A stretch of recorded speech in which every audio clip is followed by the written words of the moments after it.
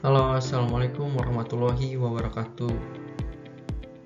Perkenalkan, nama saya Muhammad Rizky Kristiansyah dari kelas B2 Nonrek PGSD dengan NIM 240600282. Di sini saya akan menjelaskan dan memaparkan jawaban dari tugas UAS PAI dari Bapak dosen pengampu mata kuliah PAI Bapak Dedi Junaidi.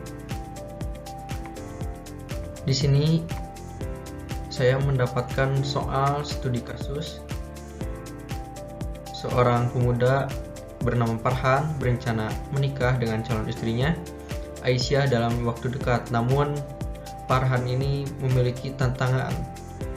Yang pertama, orang tua Farhan menginginkan pesta gedung yang mewah. Yang kedua, Aisyah khawatir dengan pendidikan yang ia jalani. Yang ketiga,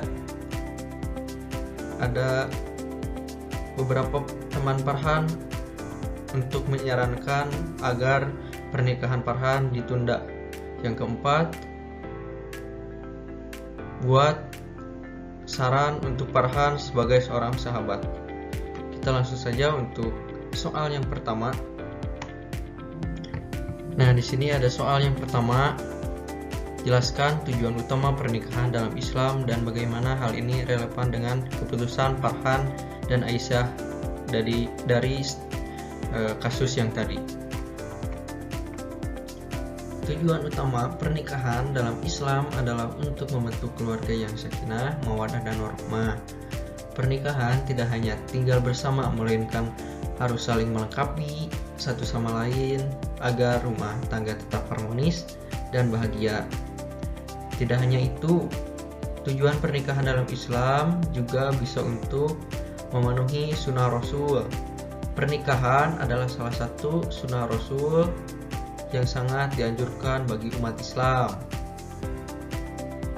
Adapun memperoleh ketenangan dan kedamaian, Al-Quran menyebutkan bahwa pernikahan memberikan ketenangan hati dan menciptakan hubungan yang penuh kasih sayang, dan juga menjaga kehormatan diri. Pernikahan menjadi sarana untuk menjaga diri dari perbuatan dosa seperti zina. Nah, hal yang dilakukan oleh Farhan dan Aisyah ini adalah hal yang cukup dianjurkan karena ya bisa menjaga diri untuk berbuat dosa, dari menghindari dari perzinahan. Nah, kita lanjut ke soal yang kedua. Nah, berikan solusi bijak untuk mengatasi tantangan berikut. Yang pertama, dari tekanan orang tua. Nah, yang pertama ada solusi terkait tekanan dari orang tua Farhan yang mengharuskan Farhan untuk mengadakan pesta pernikahan dengan mewah. Yang pertama, solusi mencari titik tengah. Cari solusi yang dapat mengakomodasi keinginan kedua belah pihak, baik dari Farhan tersendiri dan juga dari orang tua. Misalkan mengadakan acara sederhana namun tetap bermakna. Nah, yang kedua solusinya menekankan nilai-nilai Islam. Nah, jelaskan bahwa pernikahan sederhana lebih sesuai dengan ajaran Islam dan dapat menghindari pemborosan. Untuk yang kedua, solusi kekhawatiran Aisyah tentang peran pendidikan setelah menikah. Yang pertama, harus pembagian peran. Nah, buat kesepakatan sejak awal terkait dalam pembagian peran dalam rumah tangga agar keduanya baik Farhan atau Aisyah setara dan saling mendukung.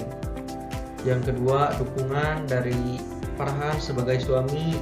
Nah, Farhan juga sebagai suami harus memberikan dukungan kepada Aisyah untuk melanjutkan pendidikan, karena itu adalah hak dari Aisyah dan keinginan Aisyah sendiri. Nah, untuk yang terakhir, mencari solusi. Cari solusi agar Aisyah bisa menjalankan tanggung jawab baik sebagai istri maupun sebagai pelajar. Contohnya dengan mengambil kelas pendidikan secara online. Nah, yang ketiga, solusi saran dari teman Farhan untuk menunda pernikahan. Nah, saya sebagai teman dari Farhan menyarankan untuk Farhan menunda pernikahan. Alasannya yang pertama tentang keuangan. Nah, sebaiknya Farhan analisis dulu keuangan, apakah bisa dan yakin bisa mencukupi kebutuhan rumah tangga, karena kan kebutuhan rumah tangga tidak hanya jajan dan makan, melainkan juga untuk biaya-biaya yang bisa dikeluarkan secara mendadak. Nah, untuk yang kedua, sarannya lebih baik penuhi dulu kebutuhan dasar sebelum menikah. Contohnya harus beli dulu tempat tinggal atau perbanyak dulu tabungan. Nah, untuk yang keempat ini usulan cara agar mereka dapat menjalani pernikahan yang sesuai dengan nilai-nilai Islam, baik dari segi spiritual dan maupun finansial. Nah, mereka usulan nih cara agar mereka dapat menjalani pernikahan kalau jadi si Farhan dan si Aisyah jadi untuk menikah. Yang pertama, perdalam lagi ilmu agama agar pernikahan lebih bisa diterapkan nilai-nilai Islam dalam kehidupan rumah tangganya. Yang kedua, selalu berdoa agar selalu diberikan petunjuk dan keberkahan.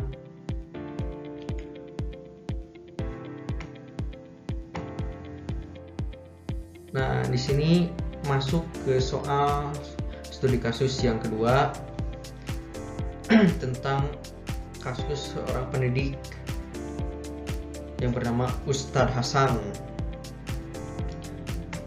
Nah, di sini saya disuruh menjelaskan prinsip utama seorang pendidik dalam Islam yang dapat membantu Ustadz Hasan memperbaiki pendekatannya. Yang pertama, perlunya kesabaran. Proses pendidikan mendidik atau membutuhkan kesabaran yang tinggi, terutama dalam menghadapi perbedaan karakter pada anak. Yang kedua, keteladanan. Seorang pendidik juga harus menjadi teladan bagi siswanya dalam segala aspek kehidupan. Intinya, seorang pendidik harus menjadi contoh untuk siswanya. Nah, yang ketiga harus mengajar dengan sumber utama yaitu Al-Quran dan Sunnah. Semua tindakan dan metode pembelajaran harus bersumber pada Al-Quran dan As-Sunnah agar metode pembelajaran juga berjalan dengan lancar. Yang kedua, susunlah minimal 3 strategi praktis yang bisa diterapkan Ustadz Hasan untuk meningkatkan hubungan emosional dengan siswa. Yang pertama, membangun kedekatan dengan siswa.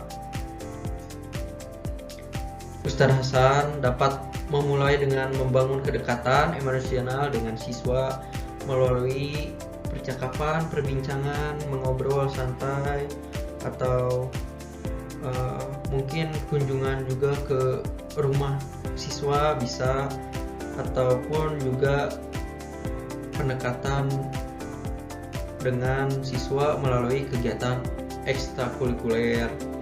Yang kedua, menjadi pendengar yang baik.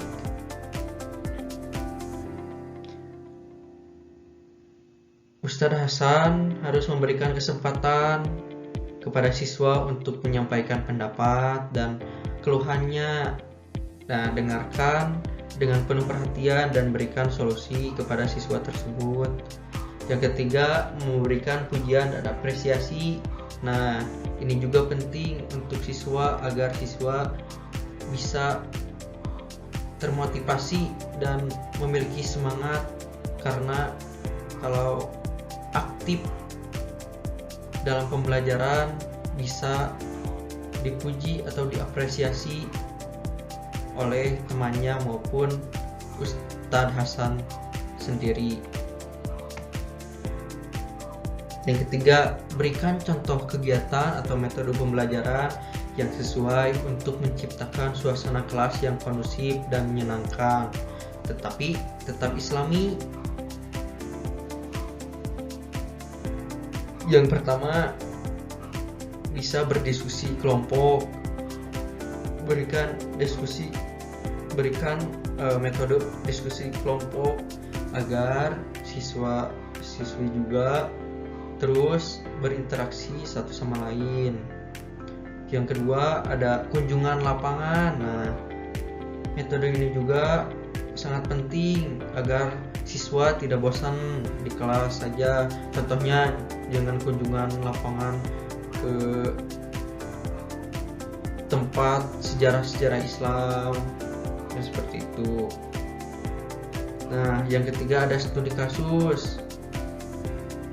Guru juga penting memberikan studi kasus yang fakta atau yang sedang terjadi di kehidupan terkini. Dan yang ketiga ada melibatkan permainan. Nah, saat metode pembelajaran juga harus melibatkan permainan dalam pembelajaran agar siswa juga tidak bosan dalam menjalani pembelajaran. Nah, di sini ada apa yang Anda pahami tentang Islam yang rahmatil alamin, ekonomi syariah, dan pernikahan dalam Islam. Nah, yang pertama saya akan menjelaskan Islam rahmatil alamin. Yang saya pahami, Islam rahmatil alamin adalah agama rahmat bagi seluruh alam. Artinya, Islam membawa kebaikan, kedamaian, dan kesejahteraan untuk seluruh umat manusia.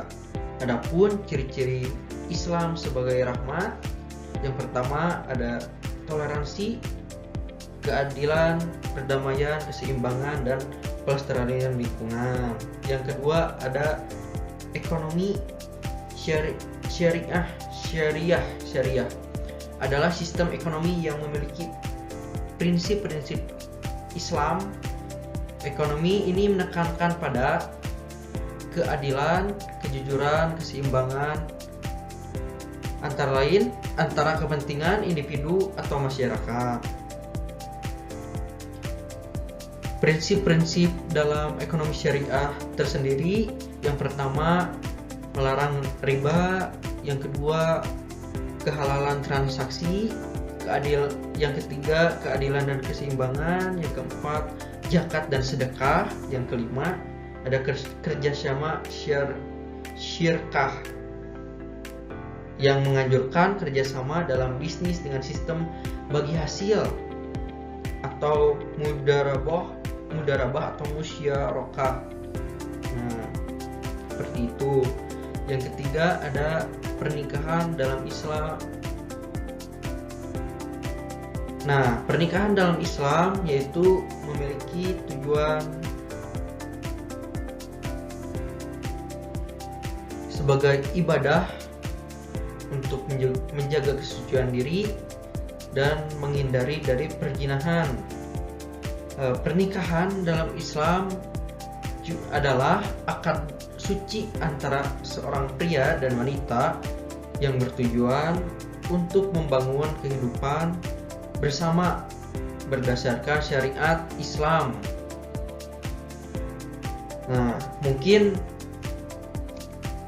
itu saja penjelasan dari saya, Muhammad Rizky Kristiansyah dari kelas B2 Non-Reg PGSD dengan NIM 240600282. Tugas ini diperuntukkan untuk melengkapi tugas mata kuliah PAI, tugas UAS dari Bapak dosen pengampu PAI, Bapak Dedi Junaidi. Ditutup dengan wassalamualaikum warahmatullahi wabarakatuh.